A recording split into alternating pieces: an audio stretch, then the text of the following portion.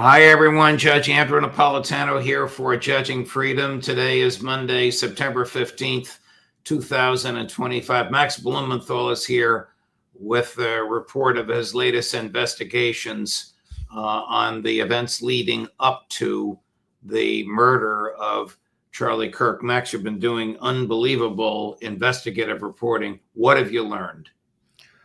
Well, following my September 12th report, which provided background about the pressure, the mounting pressure that Charlie Kirk was under from pro-Israel forces, from Netanyahu's cutouts in the United States, I gathered more details. The piece, it hit like a sledgehammer. It really caused a lot of, I think it spoke for a lot of people, particularly within the conservative movement, which is changing among the youth on the question of Israel. And more people started coming out, and more people started talking, and people were talking to me. And these were people who had knowledge of a tumultuous, stormy meeting held in the Hamptons during the first week of August, convened, according to multiple sources, with knowledge of this meeting, intimate knowledge of this meeting, by the billionaire ultra-Zionist financier Bill Ackman, who was close to Netanyahu and his kind of network in the United States.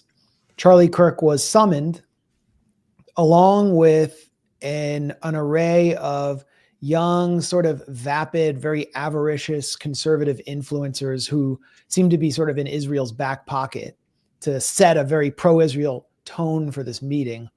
And Charlie Kirk was, according to one source, hammered by Ackman and others for allowing Israel critics, very prominent conservative voices like Megyn Kelly, Tucker Carlson, or the anti-Zionist Jewish comedian Dave Smith to appear at his events. And actually, Charlie Kirk was planning to host many of these same figures again in December, and he had just added to his TPUSA major, I think it's called America Fest in December, the premier critic of Israel in Congress. I didn't say Republican critic, I just said premier critic, because that's what she is now, Marjorie Taylor Greene, which really reflected his shifting views. And Ackman, according to multiple sources, had this meeting to basically bully Charlie Kirk into submission. Charlie Kirk walked away, according to one person, feeling like there was an attempt to blackmail him. He refused any offers of funding and also refused the offer to travel to Israel and meet with Netanyahu, which Netanyahu disclosed in the wake, the immediate wake of Netanyahu's death. He talked about this letter, but he didn't say whether Charlie Kirk refused or accepted. I've learned since that he refused. And then beyond that, he was becoming so alienated by this crowd of pro-Israel enforcers that he was moving away from the Protestant church. This is what I've been told. Candace Owens just disclosed this on her live stream. And, you know, he was a Protestant who, as a young conservative voice, and, I believe in evangelical Christian. He was a Christian nationalist by his own words. Yes. And he was pushing the idea of this Judeo-Christian alliance. And that was like music to the ears of the pro-Israel funders. But now he was starting to attend Catholic Mass with his wife, Erica, and moving in a different direction, what Candace Owens called a spiritual transformation. And the Catholics just don't have that same conceptualization of American Christian nationalism and the Judeo-Christian alliance. Correct. This has never been, I don't think it's been reported before. So he was undergoing a transformation, a singular figure in the Trump world, unreplaceable, sort of a unique figure in that world. And he was moving on this question, and there really wasn't anything they could do to stop him, because you couldn't just, I'm sure there would have been an attempt, and there already was, through figures like Ben Shapiro and Mark Levin at Fox News, to attack him and sort of suggest maybe he should be removed. But you can't really just remove someone like that who's built this entire gigantic infrastructure around himself. So we really don't know where things would have gone. But these two stories together, I think, paint a picture of it's a wider history of where the conservative movement itself is going, and the kind of the astroturfing from pro-Israel one percenters to prevent that. This will undermine Trump's support on this issue substantially. So his good buddy, the Vice President of the United States, is a Catholic convert. Candace Owens is a Catholic convert. Mrs. Kirk is a born and raised Roman Catholic. This probably terrified the Christian nationalists, the Mike Huckabee types, and their wealthy American, mainly New York Zionist financiers. Do we know from your sources what Kirk himself thought of Netanyahu? Did he feel intimidated by Netanyahu? Yes, absolutely. And I think the reason that anyone initially started talking to me was that Netanyahu came out while Charlie Kirk's body was still warm and started lying about him and trying to recast him as his best friend. Now, it's true, right. Charlie Kirk was, until fairly recently, certainly before October 7th, 2023, the most important Gentile asset that Israel might have had today, possibly more important than Trump, because Charlie Kirk was preaching the pro-Israel gospel to young people, and he was potentially on his way to becoming president or senator, someone very important to Israel. So he, as soon as he starts to make some noises after October 7th about Israel's misdeeds, but particularly about Israel's malign influence in Washington, and then he experienced the pressure from pro-Israel donors like Bill Ackman, Netanyahu enters the picture.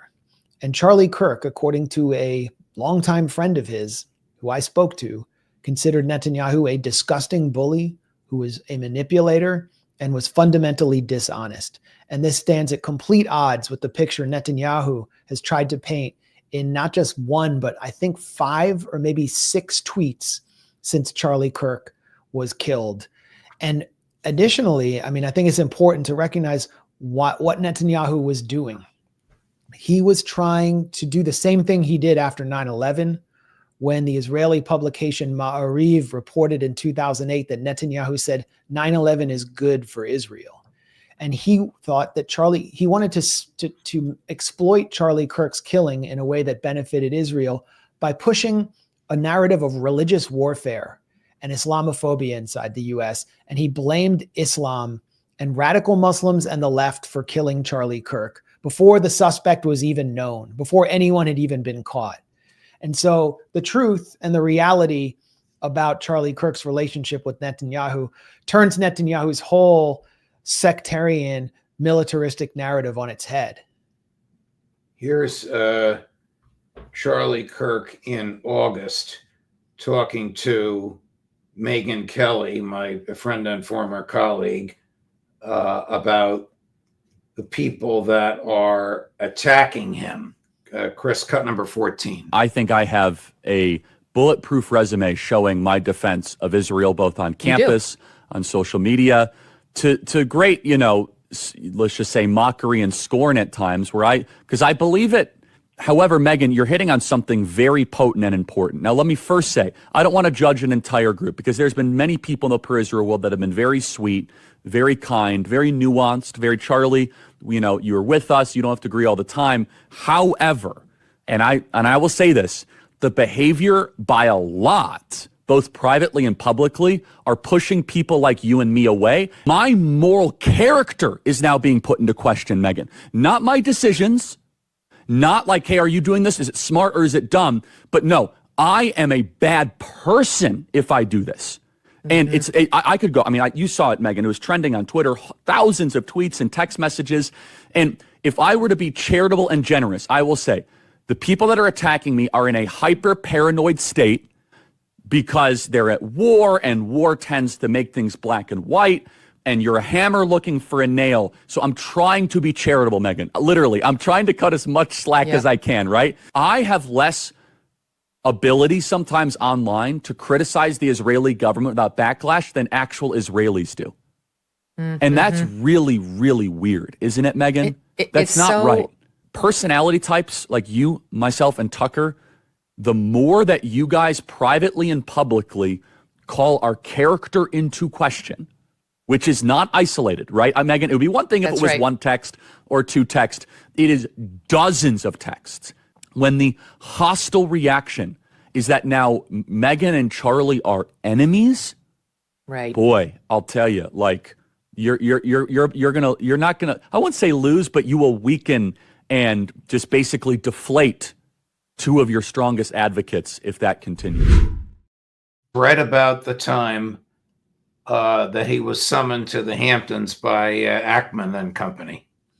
Yeah, I believe that was August 6th when he said that. I struggled to pinpoint the precise date of the meeting, but it was right around that time because I managed to dredge up Instagram photos from some of the influencers who I confirmed to be at the meeting, especially photos by someone named Xavier de Rousseau, who I'd say very few people watching this have probably heard of. No, I never heard of him. I hadn't heard much about him before. I reached him on the phone. Like everyone else who attended this meeting that I reached, he was flustered, freaked out by my call, immediately like went silent. He was in kind of in a state of panic. They're all nervous about being identified with this meeting. Xavier de Rousseau is a employee of PragerU, which is this conservative indoctrination outlet that focuses on youth, including young people. Like this is another Christian nationalist gaggle. Run by Marissa Straight, who is a Jewish Zionist who served in Israel's Unit 8200 cyber spying division. Oh boy. And Xavier de Rousseau was sent with Israeli government money to a Gaza Humanitarian Foundation site 2 weeks after that meeting in the Hamptons, where he mocked the famine in Gaza in very disgusting fashion, said Hamas leaders are on Ozempic because they're getting so fat off all the food they're getting. And that's his role. That's the role of many of the other influencers who are sent there. And kind of like, that's what Charlie Kirk was surrounded by there, along with Bill Ackman, who apparently organized this entire thing, who has been just since October 7th, strong-arming his way through institutions across this country to bully them into pro-Israel submission. And apparently his next target was Charlie Kirk because of what Charlie Kirk was doing at TPUSA, specifically allowing Tucker Carlson to come on stage and referring to Bill Ackman as a Jeffrey Epstein associate who was a scam artist and a charlatan who had made his money through nebulous means. And so it all kind of fits together. Why do you think Netanyahu felt the need to go on national television and expressly deny that Israel assassinated Kirk? I mean, who does that? Yeah. Why do millions of people, I mean, you see it all over social media, they think Israel had some involvement because of the way they've been conducting themselves around the world in the region. Netanyahu's not just waging a 7-front war, he's carrying out an assassination spree in broad daylight all across the region, including inside a U.S. ally. And you have this record of Charlie Kirk, which backs up everything I heard on Background, going out in public. And you can see he's anguished. He's angry. He's almost like on the verge of going crazy because he's under so much pressure from Netanyahu's cutouts in the United States. So, you know, people are taking the reality and to another level where it's an unsubstantiated theory. I have no evidence that Israel had any role in Charlie Kirk's assassination, but they're taking it there because of what they know about Israel and its capabilities and its ruthlessness. And along with the fact that the official story just keeps collapsing and is so murky and filled with contradictions that no one knows really what to make of any of this. Did you learn from your sources if Kirk believed that President Trump was frightened of Benjamin Netanyahu. Well, I don't know what Kirk thought, and I've never met him, even though I've been following him for about 10 years. One of my sources knows people in the White House. I mean, the Trump White House is very accessible, I should say. I mean, I've gotten sources in there, like very good sources, and I can tell you some of the things that they've been saying, but this one particular source has said that, and this is something I've been hearing around Trump's circle for years. Trump was always afraid of assassination because of all the attacks that he was under, because he was always compared to Hitler and so on. Then he faces a real assassination attempt. So of course he's afraid of that. He's very afraid of Netanyahu and his capabilities. And during one of Netanyahu's many trips to Washington this year, Israeli agents placed electronic devices on Secret Service emergency response vehicles on 2 separate occasions. This is what source told me with very and did the Secret Service arrest these Israeli agents? They found the devices. And this is what I was told by a Trump insider. So I can't call up, if I called up the Secret Service and asked them to confirm this, they just wouldn't even acknowledge it. It's not something that's going to happen. But there's a precedent there. The precedent is in 2019, 3 high-ranking former U.S. officials told Politico that Israel had done the exact same thing, placing Stingray cell phone surveillance devices around the White House and in sensitive locations throughout Washington to surveil Donald Trump's phone communications. Now, who would get access to those locations, first of all? You can't just send, Shlomo Mossad up in there. He's not going to get access. But Benjamin Netanyahu has access, and his own security team. And actually, in 2017, Boris Johnson, the former Israeli prime minister, wrote in his memoir that Netanyahu went into his personal toilet and left a surveillance device, a listening device, that British security, his personal security, found a listening device after Netanyahu used his personal toilet. This was reported in the Telegraph, the British Telegraph, which is a pro-Israel publication. So I would have just dismissed this, but there's just such a strong precedent there. And it frightens people inside the White House when you have this foreign intelligence agency, which is carrying out a genocide, which can basically funds your campaigns through cutouts like Miriam Adelson. Netanyahu is calling it into the White House, demanding personnel changes all the time. That's what I've heard. And you think you can defy them and not provide them weapons when they are in this war that they think is the most important existential war in the history of Israel? No, you can't just do that. So it stands to reason that Trump is afraid, and that's what I was told by an insider with access to Trump. You think more is going to come out on all this? I mean, you've been researching this since Charlie was murdered for 4 days now. Well, it's not just, it's after I put out the first story, I just started getting more information that I never expected to have, that dovetailed with rumors that I was seeing on social media and provided detail to them. And this, I think, is kind of just, it's a history about the U.S.-Israel special relationship that's being uncovered right now that shows just how it's collapsed, is completely collapsed. Because I think when you lose Charlie Kirk, I don't mean physically, but when they lost him politically, or if they lost him politically and he starts refusing your funding, refusing Netanyahu's offer to fund his organization to the hilt, which was what I told he did, then you've lost the game.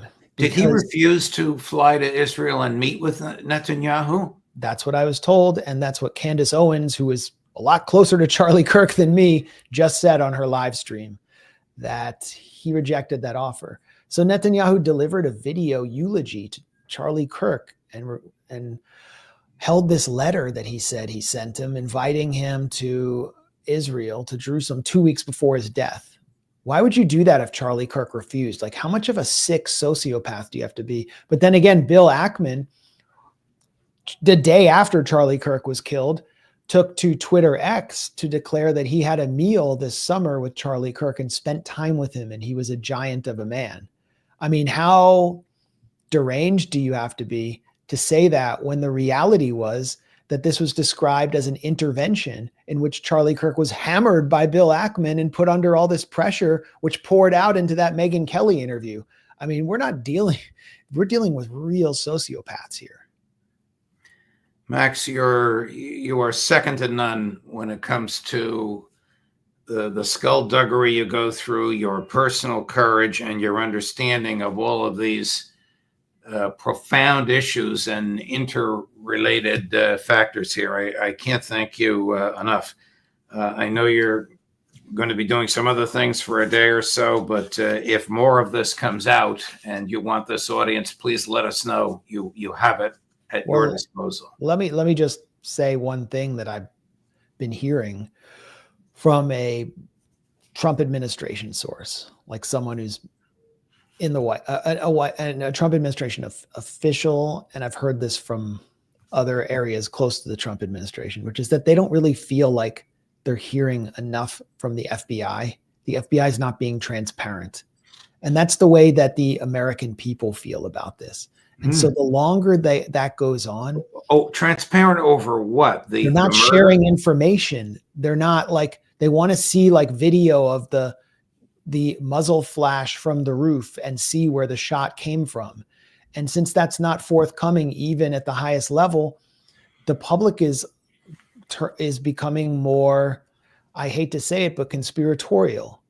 And this is just going to fester until we get some answers. So what we need are answers, and we need a real investigation into this. And we need a real investigation into the Ryan Ruth assassination attempt, since he was connected to Ukraine and its International Legion and was having meetings on Capitol Hill. It's very strange how that one was buried, as well as the Butler, Pennsylvania shooting. That one just kind of went away. And do the people in the White House fear that Robinson did not pull the trigger that propelled the fatal shot? I think that anyone who's not getting answers, who's in the administration, has a lot of suspicion and questions about what's going on. But let me again say, I'm totally content to believe the official story if it's proven, if it's demonstrated, if we get some evidence. But where is that? And also, and additionally, I have no evidence that Israel played any role. I'm not here saying that, but consider how the public is going to react here when we live in this digital panopticon where everything around us is filmed through active or passive surveillance. Cell phones were everywhere filming Charlie Kirk along with real cameras, and we still have missing angles. So about 2 hours ago, Dan Bongino told Fox News that they're looking for an accomplice. I don't even know who to trust. I mean, do we trust this podcaster guy? But yeah, he's a podcaster guy, but he's number 2 in the FBI. Yeah, right, I mean, he's certainly unhappy, but he's there. And Kash Patel said that there was a manifesto left by Tyler Robinson, but it has disappeared or destroyed, and they're going to try to forensically reconstruct it. Look, everything could come together by tomorrow, but right now, there isn't enough there to clearly convict a lone wolf shooter. And therefore, the public is going to develop its own theories. Thank you, Max. Thanks for all your work. Thanks for the privilege of having you break this news right here, a forum that is always available to you, even though you have your own enormous forum. My best to you and your family. Thanks a lot, Judge. Of course. Well, coming up tomorrow on all of this at 8 in the morning, Ambassador Chaz Freeman.